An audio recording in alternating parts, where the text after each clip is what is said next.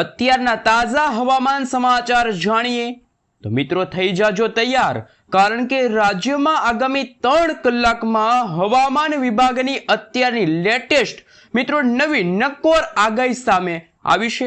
આગાહીની અંદર રાજ્યના 7 જિલ્લાની અંદર આજે હળવાથી લઈને મધ્યમ પ્રકારના ગાજવીજ સાથે વરસાદની લેટેસ્ટ આગાહી કરવામાં આવી છે। ત્યારે આપણે જાણીશું કે મિત્રો ગુજરાતના કયા વિસ્તારમાં અત્યારે આકાશની અંદર મિત્રો વાદળાઓ બંધાવાની સાથે કયા વિસ્તારમાં ગાજવીજ શરૂ થઈ ચૂકી છે। સૌરાષ્ટ્ર, દક્ષિણ ગુજરાત, મધ્ય ગુજરાત અને હવે પછી કચ્છથી લઈને ઉત્તર ગુજરાતના વાતાવરણમાં આવનારી કલાકની અંદર મિત્રો કમોસમી માવઠાની સંભાવના છે। એટલું જ નહીં, હજુ પણ આવતીકાલથી ગુજરાતમાં નવી નક્કોર આગાહી કરવામાં આવશે। ત્યારે જાણીશું મિત્રો કયા વિસ્તારમાં સંભાવના વધુ રહેશે। આજના આ વિડીયોને મિત્રો 1 મિનિટ પણ સ્કીપ કર્યા વિના અંત સુધી જોવાનું રાખજો, કારણ કે હાલ અરબ સાગર અને બંગાળની ખાડીનો દરિયો તપી રહ્યો છે, જેને જોતા આ બંને દરિયાની અંદર આવનારા દિવસોમાં વાવાઝોડા સુધી મજબૂત વરસાદી સિસ્ટમ બની જાય તે પ્રકારનું વાતાવરણ ઊભું થયું છે, જેને લઈને મિત્રો અરબી સમુદ્રની અંદર વાવાઝોડાના સમાચાર સામે આવ્યા છે। અત્યારે આપણે જાણીશું કે શું વાવાઝોડું બનશે તો ગુજરાત ઉપર આવશે કે પછી અન્ય દિશા તરફ આગળ વધશે। બંગાળની ખાડીમાં આવનારા ચોમાસાને લઈને ક્યારે એન્ટ્રી થશે, કેવું રહેશે, અંબાલાલ પટેલ દ્વારા જે આગાહી કરવામાં આવી છે એક પછી એક જાણીએ। એ પહેલા તમે અમારી આ ગુજ્જુ વેધર યુટ્યુબ ચેનલ ઉપર નવા છો તો ખાસ આ ચેનલને સબસ્ક્રાઇબ કરી દેજો। સૌથી પહેલા મિત્રો અત્યારે અમે તમને ગુજરાતનું સેટેલાઇટ પિક્ચર બતાવી રહ્યા છીએ। તમે લાઈવ જોઈ શકો છો છેલ્લા 2 દિવસથી ગુજરાતમાં, એમાં પણ સૌરાષ્ટ્રના છૂટા છવાયેલા જિલ્લાના ગ્રામીણ વિસ્તારની અંદર કડાકા અને ભડાકા સાથે તેજ પવન ફૂંકાવાની સાથે વરસાદ પડી રહ્યો છે।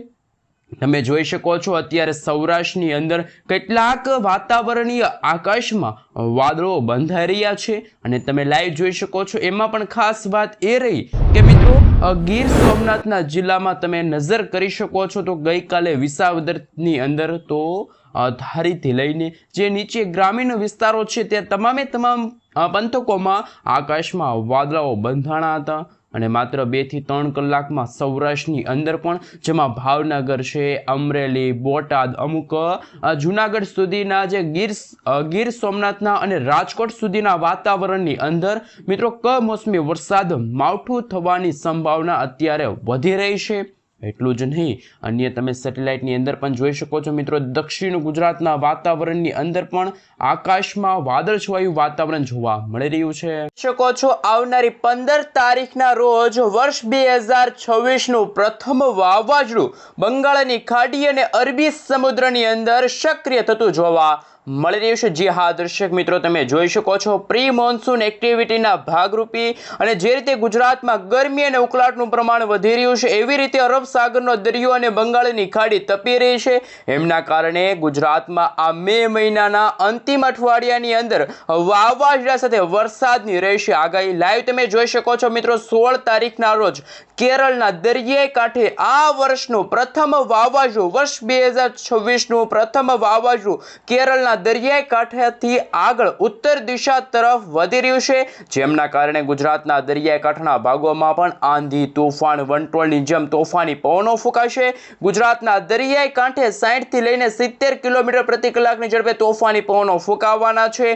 17 મેના રોજ તમે જોઈ શકો છો માત્ર ગુજરાત જ નહીં પરંતુ મુંબઈના દરિયાઈ કાંઠાના ભાગોમાં પણ તોફાની વરસાદ, ભયંકર વરસાદ અને વર્ષ 2026ના ચોમાસાના આગમન પહેલા એટલે કે નૈઋત્યના ચોમાસા પહેલા ગુજરાતમાં મેઘરાજા મન મૂકીને વરસવાના છે। સાથે મિત્રો આપણે જણાવી દઈએ તો ગુજરાતમાં 25 મે થી લઈને 7 જૂનના સમયગાળા દરમિયાન ચોમાસાનું પ્રથમ નક્ષત્ર રોહિણી નક્ષત્રની શરૂઆત થશે અને આ રોહિણી નક્ષત્રની શરૂઆત સાથે ગુજરાતમાં વરસાદ જોવા મળશે।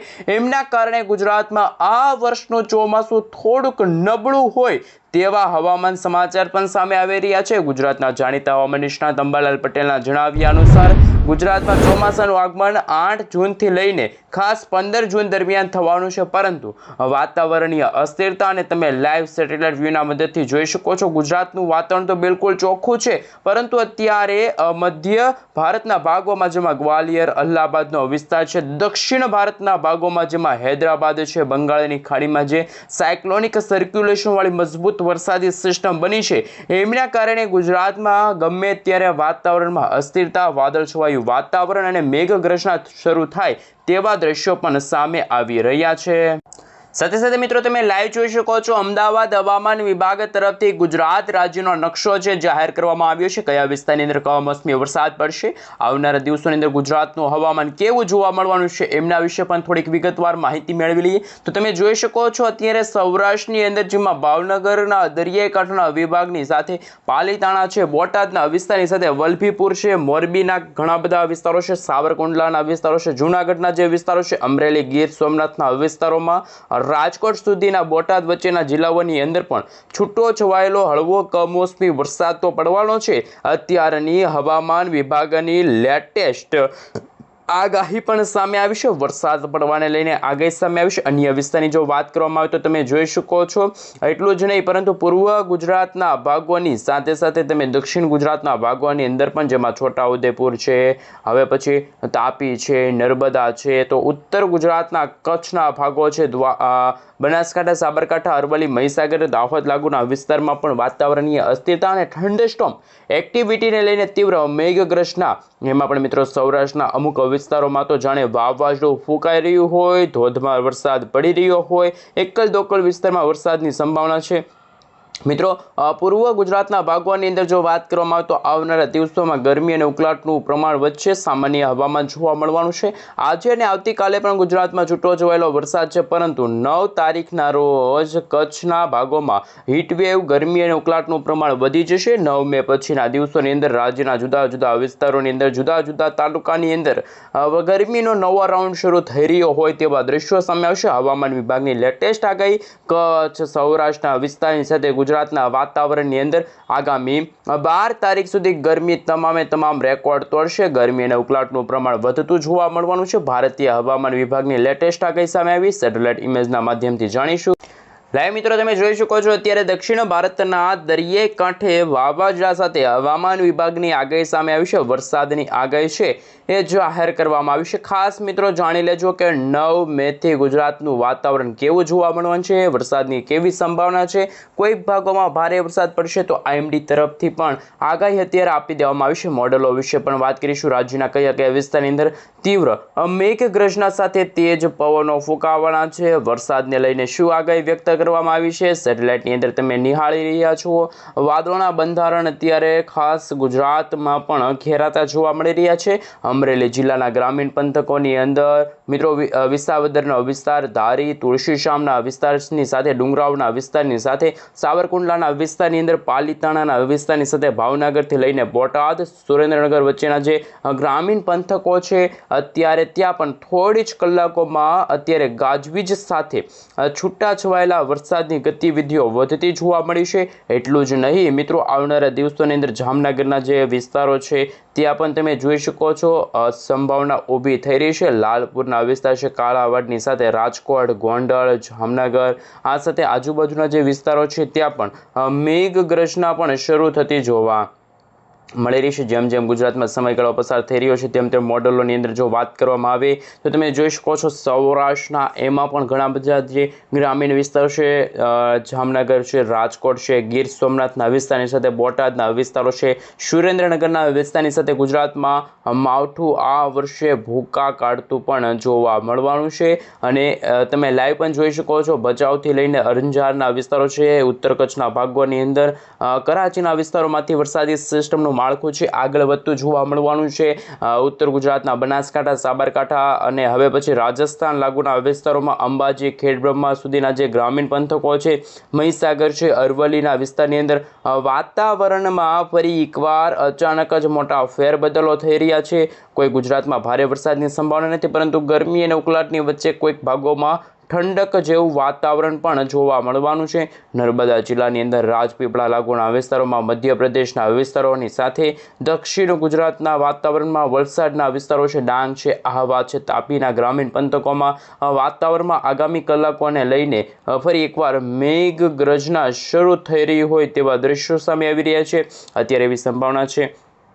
લાઈવ મિત્રો તમે જોઈ શકો છો, અમે તમને સેટેલાઇટ ઇમેજના માધ્યમથી બતાવીશું ગુજરાતનું વાતાવરણ ચોખ્ખું। ઉત્તર ભારતના ભાગોમાં આજે છેલ્લો દિવસ છે વેસ્ટર્ન ડિસ્ટર્બન્સનો, ત્યાર પછી ત્યાં પણ વાતાવરણ ચોખ્ખું થશે। અને મિત્રો સૌથી પહેલાં અત્યારે તમે જોઈ શકો છો, જેમાં બંગાળની ખાડી અને અરબી સમુદ્રના ઊંડાણવાળા વિસ્તારોમાં નવી વરસાદી સિસ્ટમો આકાર પામતી જોવા મળી છે। ક્લાઉડ પણ જોઈ શકો છો, કાળા ડિબાંગ વાદળાઓ પણ તમે જોઈ શકો છો। અને જેમ ગુજરાતમાં સમયગાળો પસાર થતો જશે, જેમાં આજે રાત્રિ દરમિયાન પણ ગુજરાતમાં ગરમી અને ઉકળાટનું પ્રમાણ તો યથાવત જ રહેશે।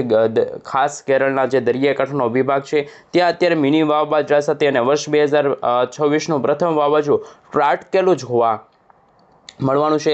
પૂર્વીય અરબી સમુદ્રના એક સાયક્લોનિક વરસાદી સિસ્ટમ ઊભી થઈ રહી છે। સિસ્ટમ આગળ વધતી જશે તેમ મોટી સિસ્ટમોની અંદર મોટા ફેરફારોને લઈને આગાહી કરવામાં આવી છે। તમે લાઈવ જોઈ શકો છો મિત્રો, આજે અને આવતીકાલે પણ ગુજરાતના ઘણા બધા વિભાગોની અંદર હજુ પણ મિત્રો ખાસ ગરમી વધશે, કોઈક ભાગમાં વરસાદ પડશે, કમોસમી વરસાદ અને માવઠાનું જોર પણ વધતું જોવા મળવાનું છે। આમ ગુજરાતમાં ડબલ ઋતુનો અહેસાસ ગુજરાતમાં થતો જોવા મળવાનો છે। મેઘરાજા ગુજરાતમાં મન મૂકીને વરસવાના છે। ગુજરાતમાં માવઠાનું જોર વધશે અને ત્યારે આ વર્ષ 2026ના ચોમાસાના આગમનની સાથે કદાચ એવું પણ કહેવામાં આવી રહ્યું છે કે જુલાઈ મહિનાની અંદર ગુજરાતમાં અતિવૃષ્ટિ થશે, તેમ ગુજરાતના જાણીતા હવામાન નિષ્ણાત, જૂનાગઢના જાણીતા હવામાન નિષ્ણાત રમણીકભાઈ વામજાએ પોતાની પહેલેથી જ આગાહી વ્યક્ત કરી છે।